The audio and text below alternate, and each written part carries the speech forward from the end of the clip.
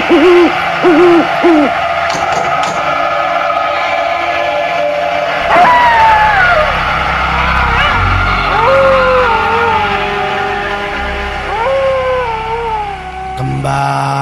tim Jimat punya cerita dengan judul Digudak Setan Pas Nginep Ning Omai Koncoku.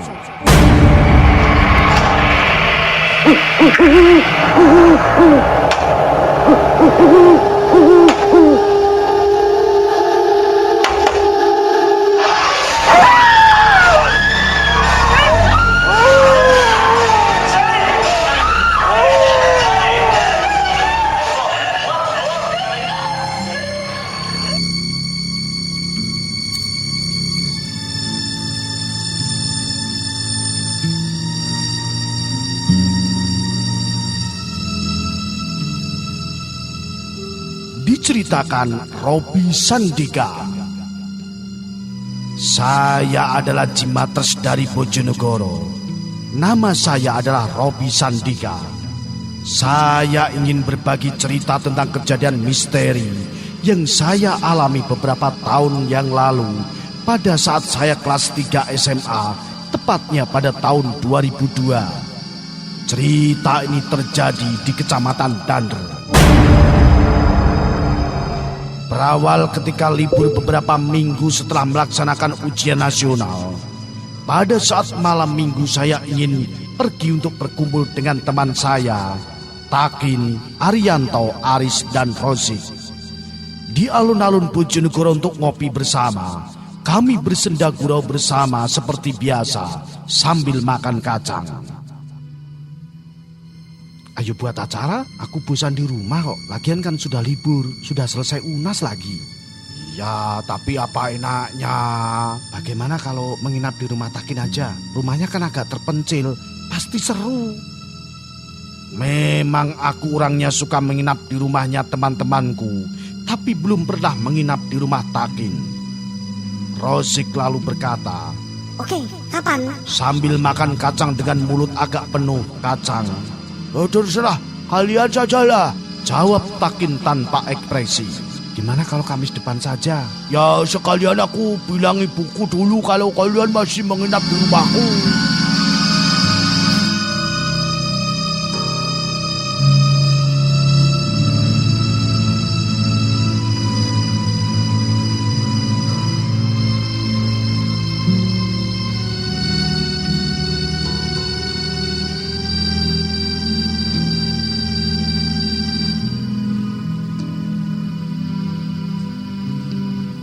Kamis sore sekitar jam 3 kami tiba di rumah Takin. Kami langsung berkeliling desa untuk melihat-lihat desa. Ternyata memang desa rumah Takin masih sedikit rumah dan masih banyak semak belukar dan pepohonan besar.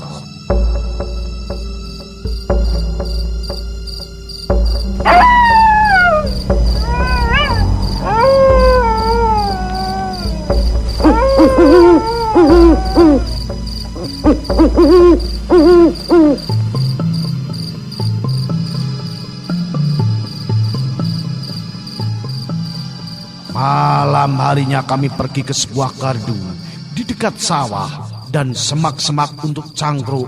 Memang jaraknya agak jauh dari rumah Takin. Lalu Arianto berkata, "Gimana kalau kita sambil nyalakan radio, mendengarkan acara jimat lewat HP?" Sambil mengeluarkan headset dari sakunya. "Memangnya kau berani?" "Beranilah kalau cuma mendengarkan acara jimat," dengan laga agak sombong. "Tapi kan sekarang malam Jemah Kliwon," dengan wajah yang agak takut Aris berkata. Sementara Arianto kemudian menjawab, "Alah, enggak masalah," sambil menyalakan radio. Dan lagi asik-asiknya mendengarkan jimat, tiba-tiba Takin mengajak pulang karena daerah itu agak angker, kata orang sekitar. Lalu Arianto berkata lagi, "Gitu aja takut." Memang Arianto rak nyangka sombong. Wajarlah karena dia ikut salah satu perguruan silat. Tapi memang benar kata orang-orang sekitar, pernah muncul banyak sosok menyeramkan loh. Sudahlah Kin, tidak apa-apa, lagian kita cuma kali ini bisa nginap di desa ini kok. Lagi asik mendengarkan, Rosik tiba-tiba berkata, Aku mau buang air kecil dulu ya, kebelet nih. Sambil pergi ke semak-semak di belakang gardu. Aku Takin, Aris dan Arianto cuma menganggukkan kepala saja. Beberapa menit kemudian tiba-tiba Rosik berteriak, "Setan!"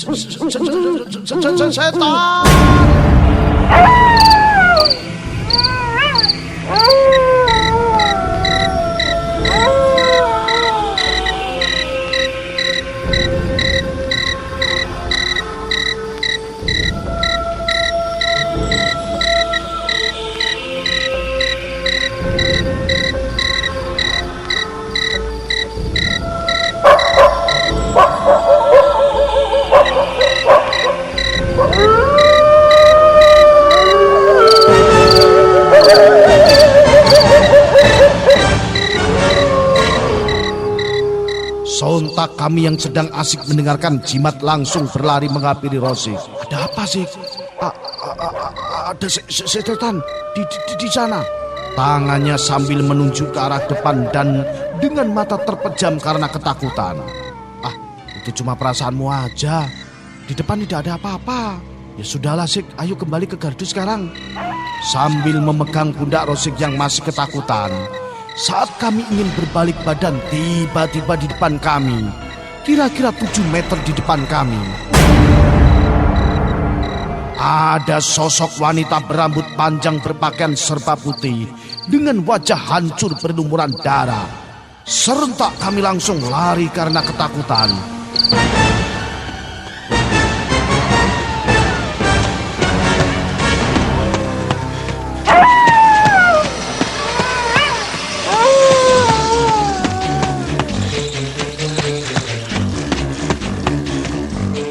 Arianto yang awalnya sok pemberani ternyata lari paling depan.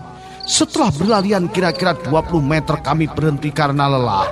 Dan kami berpikir kalau sosok perempuan tadi sudah jauh dari kami.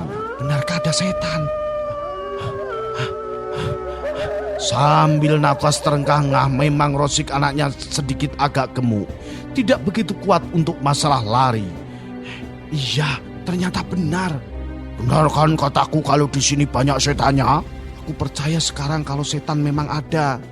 Ya sudah, ayo pulang sekarang. Saat berjalan tiba-tiba aku tidak sengaja menendang sebuah benda seperti bola. Setelah aku dekati ternyata itu adalah sebuah kepala dengan wajah hancur, mata hampir keluar sambil tersenyum. Kami lari terbirit-birit hingga Rosik terjatuh dan kami berhenti untuk menolongnya.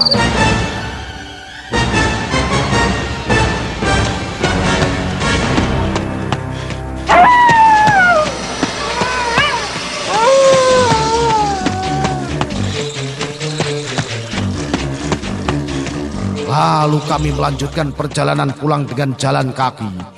Tiba-tiba terlihat seperti ada seorang lelaki agak tua berpakaian serba hitam ada di depan kami sambil membelakangi kami. Dari jauh kami mendekatinya dengan harapan bisa mengantar kami sampai di rumah Takin. Ternyata orang itu semakin dekat semakin besar hingga besarnya kira-kira 3 meter. Tiba-tiba makhluk besar itu menoleh ke arah kami dan kami lihat wajahnya tidak jelas, hanya gelap dengan jenggotnya putih yang sangat panjang. Tiba-tiba makhluk itu berkata, "Untuk apa kalian kesini?" Bulu kuduku berdiri semua karena ketakutan. Dengan sangat ketakutan kami berusaha untuk berlari, tapi kaki kami terasa berat untuk digerakkan. Setelah itu makhluk yang sangat besar itu menghilang entah kemana. Aku merasa lega karena makhluk itu hilang. Lalu kami melanjutkan perjalanan pulang dengan rasa lelah dan berkeringat karena kebanyakan berlari. Lalu baru beberapa langkah lagi, kami melihat banyak orang memakai jubah hitam berbaris rapi. Ada 4 orang depan ternyata memikul sebuah peti mati. Kami hanya terdiam dan tertegun melihat kejadian itu. Saat mereka lewat depan kami, wajah mereka hanya hitam tidak begitu jelas. Dalam hatiku berkata, makhluk apa lagi ini yang muncul? Lagi-lagi kami hanya diam dan tidak bisa lari entah mengapa. Aku membaca doa sebisaku dengan harapan tidak terjadi apa-apa kepada kami dan mendapat perlindungan dari Allah Subhanahu wa Ta'ala. Saat aku membaca doa, tiba-tiba Takin yang berada di sampingku terjatuh dan pingsan. Dengan segera aku dan teman-teman melihat ke arah Takin yang jatuh ke bawah. Saat kami melihat ke arah depan, orang-orang yang ada di depan kami menghilang begitu saja. Alhamdulillah setelah itu tidak ada penampakan apa-apa lagi. Demikian cerita misteri yang saya alami saat menginap di rumah teman saya bersama tim Cimbang.